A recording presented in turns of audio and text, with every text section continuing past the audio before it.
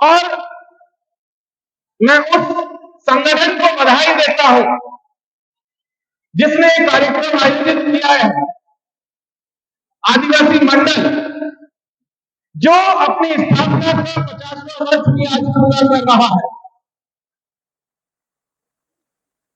मेरी साथियों से बात हो रही थी, उन्होंने बताया कि ये संगठन पिछले 50 सालों से काम कर रहा है, देश के अलग अलग हिस्सों में काम करता रहा है, और ये उन संगठनों में से है जो आजादी के बाद आदिवासियों को एकजुट करने के लिए, जब मध्य प्रदेश, छत्तीसगढ़, झारखंड के इस पूरे के पूरे इलाके में आदिवासियों को एकजुट करने के लिए ये 50 साल पहले बनाया था, तो उनकी सोच को सलाम जिन्होंने इस संगठन को बनाया, उन तमाम लोगों को सलाम जिन्होंने पिछले 50 सालों से कारवां जिंदा रखा, और उन लोगों को सलाम जो इस कारवां को आज भी जिंदा रखे हुए आगे ले जाने की कोशिश कर रहे हैं। साथियों, आज जब हम लोग विश्व आदिवासी दिवस मना रहे हैं, तो इसके कई सारे मायने हैं। विश्व आदिवासी दिवस तो भले ही हमने 30 साल से शुरू किया, जब विश्व स्तर पर इसकी चर्चा होने लगी कि दुनिया भर के आदिवासियों की स्थिति बहुत ज्यादा दिनों दिन खराब हो रही है, तो ऐसे में उन्होंने तय किया कि कम से कम साल में एक दिन ऐसा हो जिस दिन की सारे के सारे समूह के लोग एकजुट होकर के बैठे और बातचीत करें, तय करें कि आखिर उनके ऊपर जो संकट है उसका निवारण का रास्ता क्या है, उसका हल क्या है। और इसी बात को लेकर के 30 साल पहले ये तय किया गया कि 9 अगस्त से अब हम लोग विश्व आदिवासी दिवस मनाएंगे, और तब से ये दिवस मनता हुआ चला आ रहा है।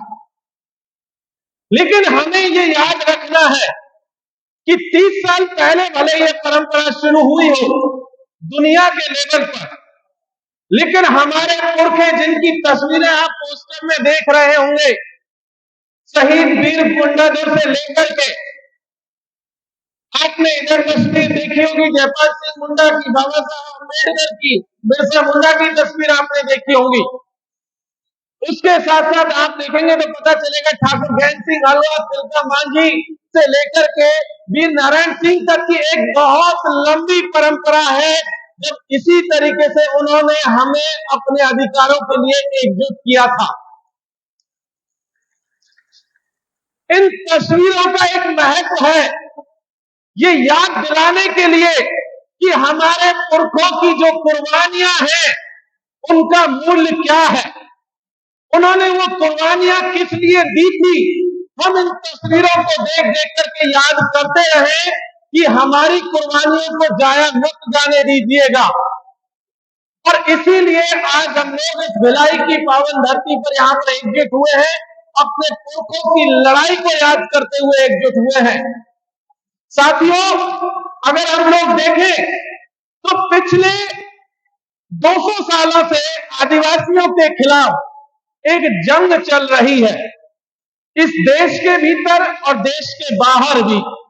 हमने देखा कि अंग्रेजी हुकूमत जब आई तो उन्होंने आकर के आदिवासी इलाकों में अलग अलग तरीके से आदिवासी समाज को परेशान करना शुरू किया था।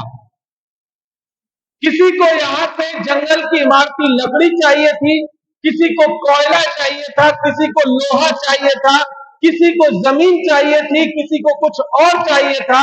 और तब से जो सिलसिला शुरू हुआ जिसे हम लूट का सिलसिला कहते हैं, वो आज भी बदस्तूर इस इलाके में जारी है, और इसी इलाके में नहीं पूरे देश के भीतर जारी है। अभी हमने देखा कि ये जो लूट का सिलसिला 200 सालों से शुरू हुआ, वो आज जिस स्थिति में पहुंच चुका है, उस स्थिति में देखेंगे तो हमारे ऊपर एक संकट मंडरा रहा है कि क्या इस देश का आदिवासी बचेगा या खत्म हो जाएगा। आप याद कीजिए, जो मेरे साथी पढ़े लिखे हैं, जो स्कूल कॉलेज में गए होंगे, उन्होंने तमाम छोटी छोटी किताबों में पढ़ा होगा कि आज अमेरिका के भीतर वहां का आदिवासी जो है खतरे में है, वो खत्म होने के कगार पर है। उधर अलग अलग देशों में, ऑस्ट्रेलिया में चले जाइए, न्यूजीलैंड में चले जाइए, और वही संकट हमारे देश के भीतर भी है।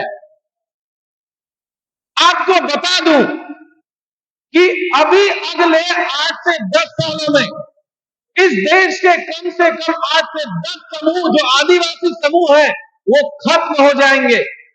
वो अंडमान में रह रहे हैं, कोई निकोबार में रह रहा है, कोई लक्षद्वीप के छोटे छोटे द्वीपों में रह रहे हैं, और उनके ऊपर आज संकट यह है कि वो कभी भी खत्म होने के कगार पर पहुंच चुके हैं। और इसीलिए इस आदिवासी दिवस को मनाने का एक मतलब बनता है कि क्या हम उन्हें खत्म हो जाने देंगे या उनके लिए भी कुछ करेंगे। क्योंकि हमारी सरकारें जितनी भी आई आजादी के बाद से लेकर के आज तक, उनका फोकस हमारे ऊपर नहीं है, उनकी तवज्जो हमारे ऊपर नहीं है।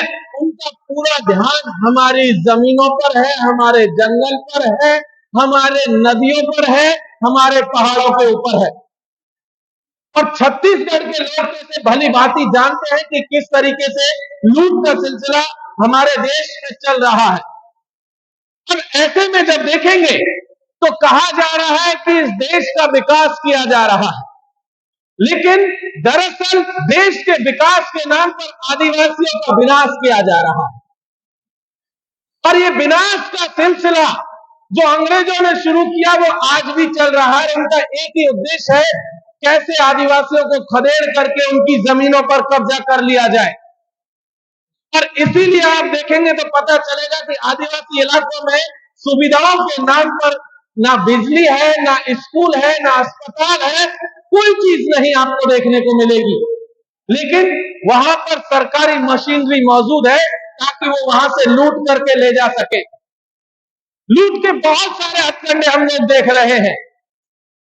आप सबको याद होगा 2006 में इस देश की संसद ने एक कानून पारित किया था जिसे वन अधिकार अधिनियम 2006 कहा जाता है।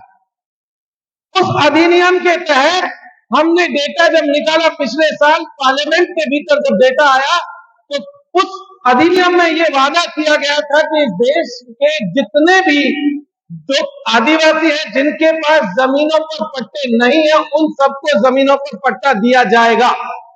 कानून ये था, लेकिन हुआ क्या? हुआ ये कि वो वादा पूरा नहीं हुआ।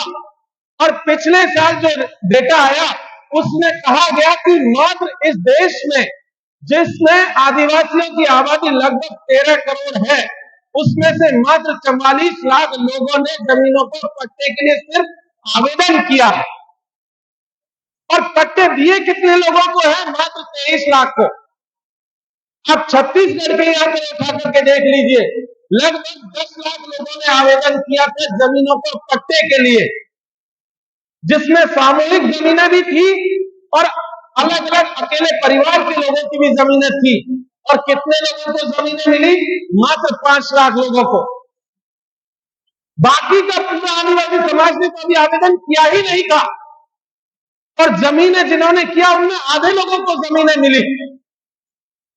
तो अभी भी पूरा हिस्सा जो आदिवासी समाज का है वो जमीनों के रहे जीवन जी रहा है, वो भूमिहीन की स्थिति में है। 2019 में सुप्रीम कोर्ट का एक वर्डिक्ट आया था, उसमें कहा था कि जिन आदिवासियों के पास जमीनों पर पट्टे नहीं है उन सबको वो जमीनें खाली करनी होंगी जिन पर वो हजारों साल से रहते आ रहे हैं। अब आप मुझे ये बताइए कि अगर वो सुप्रीम कोर्ट का जो ऑर्डर है वो लागू होता है तो आप सब लोग जिनके पास जमीनों पर पट्टे नहीं है वो कहां जाएंगे? कहां जाएंगे? जैसे आपने अलग अलग हिस्सों में देखा रहा होगा कि वन विभाग जहां पर भी पट्टे नहीं आदिवासियों को खदेड़ना शुरू कर देता है। वो छत्तीसगढ़ हो, वो झारखंड हो, वो मध्य प्रदेश हो, राजस्थान हो, गुजरात हो, पूरे हिस्सों में यही चल रहा है। जिस दिन वो ऑर्डर से इस पे हटेगा आप सबको खदेड़ने का सिलसिला शुरू हो जाएगा। इसलिए जब आदिवासी दिवस हम मना रहे हैं तो हमारे लिए बहुत जरूरी है कि हम उन जमीनों पर पट्टे की लड़ाई को फिर से शुरू करें। अगर जमीनें चली गई तो एक बात याद रखिएगा, जिस जमीन को आप कहते हैं कि हम हजारों साल से इस जमीन पर रहते आए हैं, हम तब से हैं जब से सरकार का नामो निशान नहीं था, हम तब से हैं जब से कोई वन विभाग का नाम लेवा नहीं था, हम तब से हैं जब इस धरती पर और कुछ नहीं था, सिर्फ आदिवासी थे। उस जमीनों को भी, जिस जमीन के आप आज की तारीख में मालिक हैं, आपको उसी जमीन पर मजदूर बना करके छोड़ दिया जाएगा। इसलिए उस लड़ाई को फिर से लड़ने की जरूरत है साथियों। दूसरी चीज समझिए कि आदिवासियों को बांटने के लिए और तमाम तरीके की चीजें चल रही है। आपने देखा होगा कि छत्तीसगढ़ के भीतर एक मुद्दा बहुत तेजी से पिछले 4-5 सालों में चल रहा है, जिसे डीलिस्टिंग कहते हैं। अब सब लोग जानते हैं डीलिस्टिंग के नाम पर किस तरीके की राजनीति हो रही है। वो कह रहे हैं कि जो आदिवासी हिंदू धर्म छोड़ करके किसी और में चले गए हैं, उनसे उनके संवैधानिक हक छीन लिए जाए और खास करके आरक्षण को छीन ही लिया जाए। आप एक चीज बताइए, इस धरती पर आदिवासी तब से रह रहा है जब से कि धर्म का भी कोई अस्तित्व नहीं था, जब किसी धर्म को मानने वाले कोई नहीं थे, तब से आदिवासी हैं। लेकिन आज वो कह रहे हैं कि सिर्फ हिंदू धर्म में जो है उन्हीं को अधिकार मिलेगा, बाकी कोई ईसाई अगर बन चुका है, कोई मुसलमान बन चुका है, या कोई अपने मूल धर्म में भी है, या कोई किसी ने जो है किसी और धर्म को एक्सेप्ट कर लिया है, तो उसका भी धर्म जो है छीन लिया जाएगा, उसके लाभ जो है छीन लिए जाएंगे। ये लड़ाई सिर्फ धर्म की नहीं है, ये लड़ाई हमारी पहचान की है, हमारे अस्तित्व की है। आप ये देखिए, हॉल के बाहर जब आप आए होंगे तो आपने हमारे पूर्वजों की कुछ मूर्तियां वहां देखी होंगी। डोगरा देव के नाम से लिखी हुई है, माता जी के नाम से लिखी हुई है। क्या किसी धर्म में इस नाम पे देवी देवता है हिंदुइज्म में? नहीं है। ये हमारे लोग हैं, ये हमारे पुरखे हैं, और इन सबको खत्म करके वो दूसरी संस्कृति हमारे ऊपर थोपना चाहते हैं। इसलिए यहां से ये मांग करना भी जरूरी है कि जब भी इस देश में जनगणना हो तो आदिवासियों के लिए अलग से एक धर्म कोड दिया जाए, ताकि इस राजनीति को बंद किया जा सके। हम कोई नई चीज नहीं मांग रहे हैं। आजादी के पहले 1951 के पहले आदिवासियों का धर्म कोड था। जनगणना जब भी हुई, आदिवासियों को लिए अलग से कोड दिया गया। कहीं पर आदिवासी के नाम से था, कहीं इंडिजीनियस के नाम पर था, कहीं आदिम जाति के नाम से था, लेकिन हमारा धर्म कोड मौजूद था। जिस तस्वीर को आप देख रहे हैं, सबसे पहले शुरुआत में जयपाल सिंह मुंडा की, संविधान सभा के भीतर एक मात्र आदिवासी व्यक्ति जो लगातार आदिवासी हकों के लिए लड़ रहा था, उन्होंने एक बात कही थी संविधान सभा के भीतर जब संविधान बन रहा था। उन्होंने एक ये कहा था कि लोग मुझे अलग अलग नामों से पहचानते हैं, लोग मुझे अलग अलग पहचानों से जानते हैं। कोई मुझे जंगली कह देता है, कोई मुझे बर्बर कह देता है, कोई मुझे असभ्य कह देता है, कोई गाली देके चला जाता है, लेकिन मेरी एक ही पहचान है और उस पहचान का नाम है आदिवासी। मुझे उस पहचान के अलावा किसी भी दूसरे नाम से जाना जाए, ये मुझे कतई बर्दाश्त नहीं है। और वो जो शब्द हमें संविधान में दिया गया जनजाति के नाम से, वो उसके भी खिलाफ थे। उन्होंने उसकी भी खिलाफत की थी। उन्होंने कहा था कि जब मेरे समाज का एक नाम है तो आप मुझे कोई दूसरी पहचान क्यों देंगे? लेकिन वो पहचान हमारे माथे पर चिपका दी गई। ये ऐसे ही चिपका दी गई जैसे आपका कोई आज नाम है और दूसरा व्यक्ति आए कहे कि नहीं, आज के बाद आपको इस नाम से नहीं दूसरे नाम से जाना जाएगा। वैसा ही हमारे साथ में हुआ आज से 75 साल पहले। हमारे माथे पर एक दूसरी पहचान चिपका दी गई और उसके बाद कोई जनजाति कह रहा है, कोई वनवासी कह रहा है, कोई बनबंधु कह रहा है, कोई कुछ और कह रहा है। लेकिन हम यहां से कह देना चाहते हैं कि हमारी सिर्फ एक पहचान है, वो है आदिवासी, और कोई पहचान हमारी नहीं है। इसके बाद में साथियों, हमने देखा कि पिछले साल 2022 में भारत की संसद ने एक और कानून पास किया जिसका नाम था वन संरक्षण अधिनियम। वन संरक्षण अधिनियम 2023। उसके तहत अभी तक क्या होता था, आप सब लोग जानते हैं कि आपके इलाके में अनुसूची 5 का इलाका हो या पेशा एक्ट का इलाका हो, वहां पर अगर कोई जमीन किसी सरकार को लेनी है, किसी प्रोजेक्ट के लिए लेनी है, तो ग्राम सभा की अनुमति अनिवार्य होती थी कि नहीं होती थी? होती थी। ये वन संरक्षण अधिनियम कहता है कि अब के बाद में आपको ग्राम सभा की परमिशन की जरूरत ही नहीं है। बिना ग्राम सभा के भी आप आदिवासियों की जमीनें ले सकते हैं। वो जमीनें जो हमारे संविधान में अनुसूची 5 में दर्ज है, वो जमीनें जो अनुसूची 6 में दर्ज है, वो जमीनें जहां पर पेशा 1996 का कानून लागू होता है, वो सारी जमीनों पर कह दिया कि अब आपको ग्राम सभा की परमिशन की जरूरत नहीं है, जिले का अधिकारी आपको परमिशन दे जाएगा।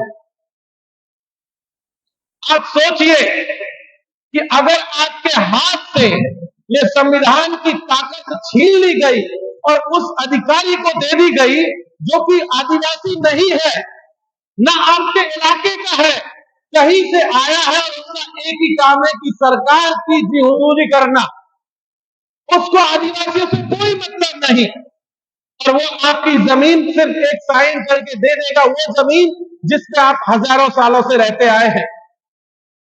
कानून सरकार लेकर के आ गई। इसके साथ इसमें दूसरा एक इसमें और क्लॉज डाले गए। कहा गया कि इस देश की जो सीमा रेखा है चारों तरफ, उसके 100 किलोमीटर का जो इलाका है, जिसमें कि जम्मू कश्मीर लद्दाख से लेकर के पूरा नॉर्थ ईस्ट तक शामिल है, झारखंड से लेकर के उड़ीसा, तेलंगाना, आंध्रा से लेकर के गुजरात का जो बॉर्डर एरिया है, उस पूरे इलाके में भी कह दिया गया कि 100 किलोमीटर का हिस्सा जो है उसमें भी अनुसूची 5 और अनुसूची 6 को लागू नहीं किया जाएगा। अब आप अंदाजा लगाइए 100 किलोमीटर में कितनी सारी जमीनें आ जाती हैं। सारे आइलैंड आ गए, अंडमान निकोबार से लेकर दमनदीप से लेकर के लक्षद्वीप तक जितनी भी जमीनें हैं आदिवासियों की, वो सारी जमीनें उन्होंने एक ही कानून बना करके ले ली है। उसके बाद एक और कानून उन्होंने अगले साल पास किया जिसका नाम था वन्यजीव संरक्षण अधिनियम। अभी तक होता यह था कि हाथियों के लिए कॉरिडोर बनाए गए, वन्य जीवों के लिए कॉरिडोर बनाए गए। अब उन्होंने कह दिया है कि बाघों के लिए भी कॉरिडोर बनाए जाएंगे और सरकार अगर चाहती है तो किसी और नाम पर भी ले सकती है। इस कानून के आने के बाद पूरे देश की लगभग 5.25% जो जमीन है, जो आदिवासियों की जमीन है, वो सिर्फ इन अभ्यारण्यों में चली जाएगी, राष्ट्रीय उद्यानों में चली जाएगी इस कानून के लागू होने के बाद में। जब जमीन ही चली जाएगी तो आप अपना अस्तित्व बचाएंगे कैसे? आप कैसे कहेंगे बिना जमीन के कि आप आदिवासी हैं? क्योंकि आपकी सारी की सारी जो परंपराएं हैं, जो आपकी संस्कृति है, जंगल के साथ जो रिश्ता है, अपने पुरखों के साथ जो रिश्ता है, पेड़ पौधों के साथ जो रिश्ता है, वो तो जमीन के जाने के साथ ही खत्म हो जाएगा। जब जमीन ही चली जाएगी तो आप कैसे कहेंगे कि आप आदिवासी हैं? फिर तो सारे लोग एक जैसे हो जाएंगे, और सारे लोग एक जैसे हो जाएंगे तो फिर तो आपका अस्तित्व खत्म कर दिया जाएगा, जो आपको हक मिला हुआ है वो भी हक छीन लिया जाएगा। तो ये स्थिति हम लोग देख रहे हैं। हमें बिल्कुल नहीं भूलना चाहिए कि कानूनों के साथ साथ बहुत अलग अलग तरीके की चीजें हमारे देश में आदिवासियों के खिलाफ चल रही है। आप याद कीजिए, पिछले 1 साल से ज्यादा वक्त हो गया मणिपुर को जलते हुए। मणिपुर में जो लोग हैं क्या वो आदिवासी नहीं है ना आदिवासी? और अगर वो आदिवासी है तो उनके यहाँ पर उस पूरे के पूरे राज्य को जलाने का एक सिलसिला शुरू हुआ है। किसी को कोई चिंता नहीं है, और कहा जा रहा है कि आरक्षण का मसला है, लेकिन आरक्षण का मसला नहीं है। वहां के आदिवासियों के पास मणिपुर की 90% जमीनें हैं।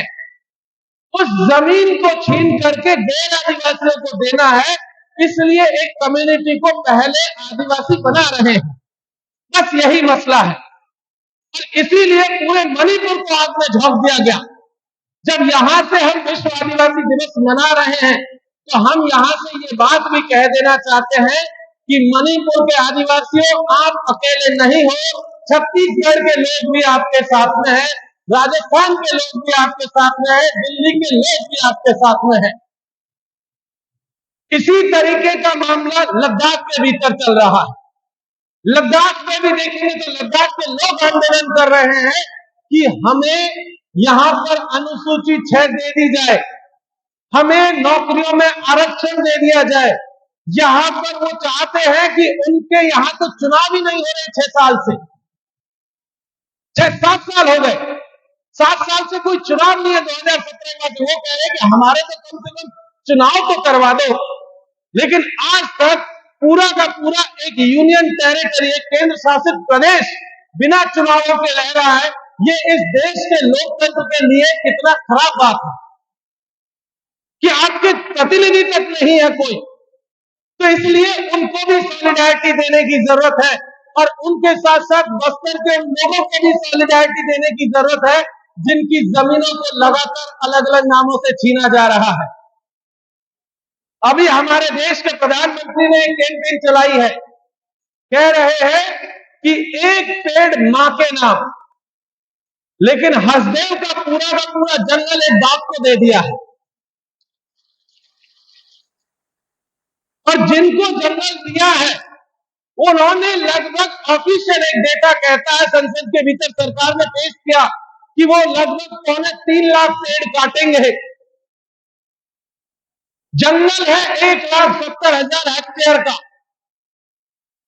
पूरा 1,70,000 हेक्टेयर से जंगल से जितने पेड़ कटेंगे, आप अंदाजा लगा लीजिए उन पेड़ों की संख्या क्या होगी। 3 लाख का आंकड़ा तो बहुत छोटा आंकड़ा है। और वो कैंपेन चलाते हैं दिल्ली में बैठकर कि एक पेड़ मां के नाम, लेकिन उनका क्या होगा जो उस जंगल में रह रहे हैं। ये जंगल कोई सामान्य जंगल नहीं है, ये पिछले हजारों सालों से इस धरती पर तैयार हुआ पूरा का पूरा एक सिस्टम था, जिसे 1 मिनट में आपने मुनाफे के लिए किसी कंपनी को दे दिया है। और हंसते भी नहीं, पिछले दिनों एक और जंगल है जिसको दिया गया है, वो है अंडमान निकोबार का जंगल, जिनके आदिवासियों की अभी बात हो रही थी। वो पूरा जंगल भी, वहां पर भी एक प्रोजेक्ट लगाने के नाम पर कि यहां पर कुछ जहाज आकर के रुका करेंगे, एक डॉकयार्ड बनाएंगे, उसके नाम पर सरकार डेटा दे रही है कि 10 लाख पेड़ काटे जाएंगे। तो ये कितनी बड़ी विडंबना है इस देश में कि एक तरफ सरकार कहती है कि एक पेड़ मां के नाम, दूसरी तरफ पूरा का पूरा जंगल काट दिया जा रहा है, पूरे के पूरे आइलैंड को साफ कर दिया जा रहा है, पूरा का पूरा आदिवासी को उजाड़ दिया जा रहा है। इससे बड़ा दुर्भाग्य और कुछ नहीं हो सकता। आप देखेंगे तो पता चलेगा कि जब पूरे देश में कोरोना चल रहा था, आप सबको याद है कोरोना में इस देश की क्या हालत हुई थी। जब कोरोना चल रहा था उसी समय गुजरात के भीतर स्टैच्यू ऑफ यूनिटी के नाम पर सरदार वल्लभ भाई पटेल की एक बड़ी सी मूर्ति बनाई गई थी। और जब वो मूर्ति बनाई जा रही थी, तब वहां के आदिवासियों को उजाड़ करके, आदिवासी गांवों को खाली करा करके वहां पर वो मूर्ति को लगाया गया, उसकी पार्किंग बनाई गई थी। जब कह रहे थे कि हम एक दूसरे के नहीं आप नजदीक आ सकते हैं, एक डिस्टेंस मेंटेन करना है, दूरी बना के रखनी है, उस समय आदिवासियों को उजाड़ा गया वहां से। इसलिए ये सवाल उठाने की जरूरत है कि आदिवासियों को किस तरीके से विनाश की तरफ धकेला जा रहा है। अभी पिछले कुछ दिनों से राजस्थान के भीतर एक परमाणु संयंत्र लगाया जा रहा है बांसवाड़ा के भीतर, और कह रहे हैं कि यहां से हम बिजली उत्पादन करेंगे। लेकिन अभी तक जितने प्लांट्स लगे हैं पूरे देश में, जिन इलाकों में लगे हैं वो प्लांट्स, वहां के आदिवासी आज भी अंधेरे में जीवन जी रहे हैं। पूरे देश में देख लीजिए, जहां भी प्लांट्स लगे, क्या हुआ, वादा किया जाता है कि हम आपको नौकरियां देंगे, लेकिन नौकरियों के नाम पर होता क्या है कि आपको फैक्ट्री का चौकीदार बना दिया जाता है और कुछ समय बाद आउटसोर्सिंग के नाम पर प्राइवेट सेक्टर से लोगों को जो है हायर किया जाता है। और वो प्राइवेट लोग आदिवासी तो कतई नहीं होते हैं, वो गैर आदिवासी लोगों को ला करके आपकी जमीनों पर आपके इलाके में जो प्लांट लगा उसमें बसा दिया जाता है। जब हमारे लोगों को रोजगार मिलेगा ही नहीं, जब हमारे लोगों का विकास होना ही नहीं है, तो भाई इन प्लांट की हमारे यहाँ क्या जरूरत है? अगर आपको विकास करना है तो रायपुर में लगा लीजिए प्लांट, दिल्ली में लगा लीजिए पार्लियामेंट की बगल में, ज्यादा दूर पड़ता है तो राष्ट्रपति भवन की बगल में लगाइए, किसने रोका है प्लांट लगाने से? लेकिन विकास के नाम पर सिर्फ आदिवासी इलाकों में ही प्लांट लगेंगे, ये तो कहीं नहीं लिखा है। पूरे देश में विकास के नाम पर अब तक जो है करोड़ों जो है आदिवासियों को उनकी जमीनों से उजाड़ दिया गया,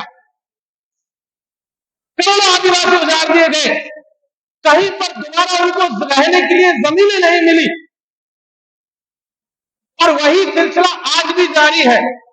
जब आदिवासी दिवस हम मना रहे हैं तो हमें यहां से कहना पड़ेगा कि हम इस देश के मूल मालिक हैं, तो हम उजड़ेंगे भी नहीं।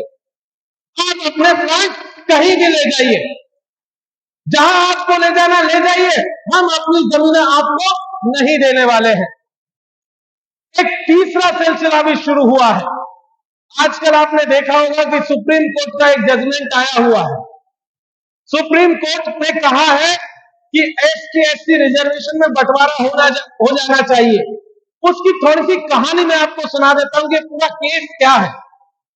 1975 में पंजाब सरकार एक कानून लेकर के आई कि वो वहां के एसटी समाज को, दलित समाज को दो कैटेगरी में बांट दे।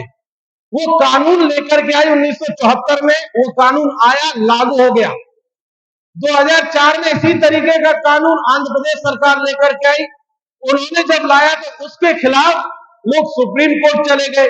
उन्होंने कह दिया कि बंटवारा नहीं हो सकता है, तो पंजाब का मामला भी रद्द हो गया और आंध्र प्रदेश का भी रद्द हो गया। उसके बाद फिर से पंजाब सरकार एक कानून लेकर के आई, और जब वो कानून लेकर के आई उसका फैसला ये 1 तारीख को आया।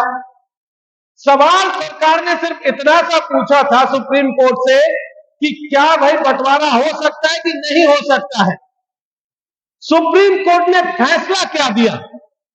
सुप्रीम कोर्ट ने 3 फैसले सुना दिए। ये तो कह ही दिया कि हां बंटवारा हो सकता है, लेकिन इसके अलावा 2 चीजें और सुना दी। कह दिया गया कि एसटी एससी कैटेगरी में क्रीमी लेयर भी लगाना चाहिए। दूसरी बात और कह दी इसके साथ साथ कि आरक्षण सिर्फ एक ही पीढ़ी को मिलना चाहिए। ऐसे करके केवल 3 बातें कह दी। अब जब उन्होंने ये बात छेड़ी है तो यहां से कहना जरूरी है कि भाई आज की तारीख में आदिवासियों की, दलितों की, पिछड़ों की क्या स्थिति हो गई है कि आप क्रीमी लेयर लगा दें।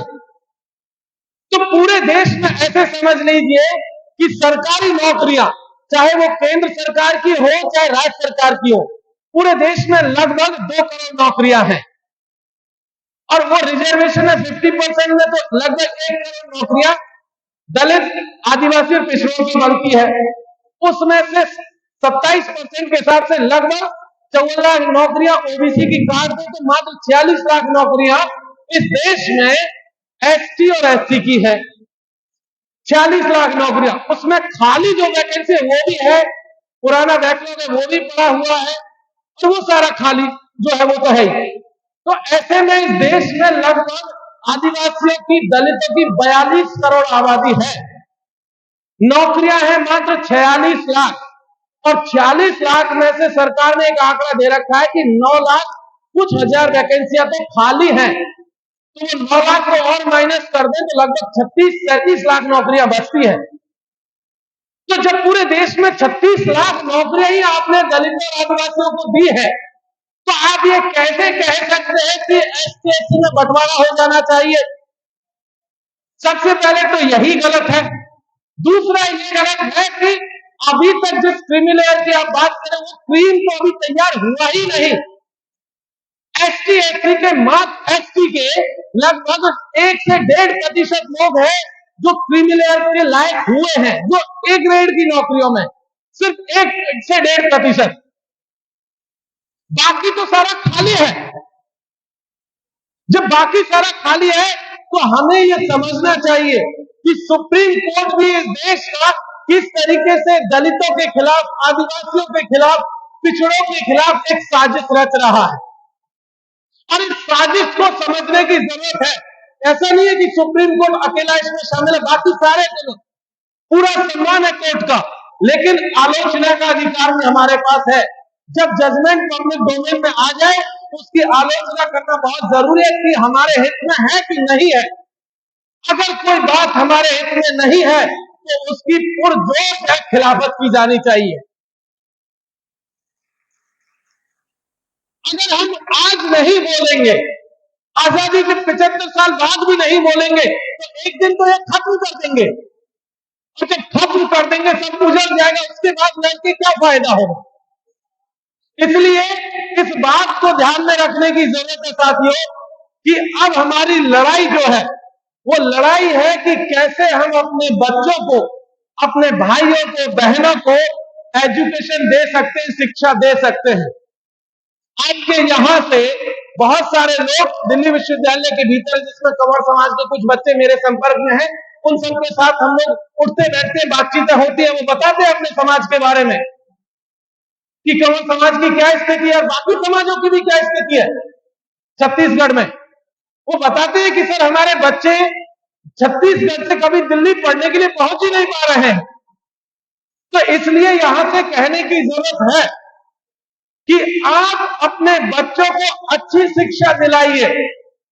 जब वो शिक्षित होंगे तो नौकरियों में भी पहुंचेंगे, नौकरियों में पहुंचेंगे तो अपने हक और हुकूक के लिए लड़ेंगे भी, और जब वो लड़ेंगे तो अपना जो जमीन है उसको भी बचाएंगे। तो हमारा जो रास्ता है वो वही रास्ता है जो जयपाल सिंह मुंडा साहब ने दिखाया था, वही रास्ता है जो बाबा साहब भीमराव अम्बेडकर ने दिखाया था, कलम का रास्ता। उसके साथ साथ हमारी जमीन पर अधिकार का रास्ता, हमें दोनों के साथ साथ चलना है। कलम के साथ साथ हमारा जो तीर है उसको भी साथ में रखना है।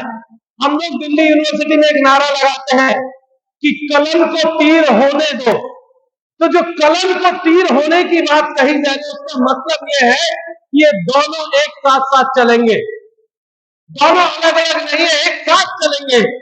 और जब हम लोग एक साथ चलेंगे तब जाकर के हम अपनी जमीनों को बचा पाएंगे, हम अपने संसाधनों को बचा पाएंगे, हम अपने संविधान को बचा पाएंगे। अन्यथा एक एक करके हमसे सब छीन लिया जाएगा। आप याद कीजिए, जयपाल सिंह के बारे में मैं आखिरी बात कहकर के अपनी बात को खत्म करूंगा। आज से 100 साल पहले झारखंड के खूंटी जिला है रांची के पास में, वहां से एक आदिवासी व्यक्ति इंग्लैंड पढ़ने के लिए गया और पूरे देश के आदिवासी समाज से पहला आईएएस था वो व्यक्ति, जिसकी तस्वीर आप सबसे लास्ट में देख रहे हैं। पहला आईएएस, उस समय आईपीएस कहा जाता था, और जिसने पूरे देश में आज तक उनका रिकॉर्ड है कि इंटरव्यू में 300 में से 300 मार्क्स पाए थे। पूरे देश में आज तक कोई दूसरा व्यक्ति नहीं हुआ जिसने इतने इंटरव्यू में नंबर पाए हो। लेकिन उन्होंने आईएएस की नौकरी इसलिए छोड़ दी क्योंकि उस समय इस देश की हॉकी की टीम, अब आप देख रहे हैं खेल चल रहे हैं, ओलंपिक के खेल 1928 में भी ओलंपिक के खेल हुए थे, जहां हमारे देश की हॉकी टीम का कप्तानी करने वाला कोई नहीं था। उस समय जयपाल सिंह मुंडा इंग्लैंड में ऑक्सफोर्ड यूनिवर्सिटी में पढ़ रहे थे। उन्होंने कहा कि मैं अपनी नौकरी छोड़ता हूं और उस देश की कप्तानी का जिम्मा लेता हूं। उन्होंने इस देश की कप्तानी की और आज हमारा देश एक गोल्ड मेडल के लिए तरस रहा है। आप देख रहे होंगे पूरी तालिका कि हमारे पास अभी तक हमने 4-5 मेडल जीते लेकिन एक भी गोल्ड नहीं है। इस देश को पहला गोल्ड हॉकी में जयपाल सिंह मुंडा के नेतृत्व में मिला था।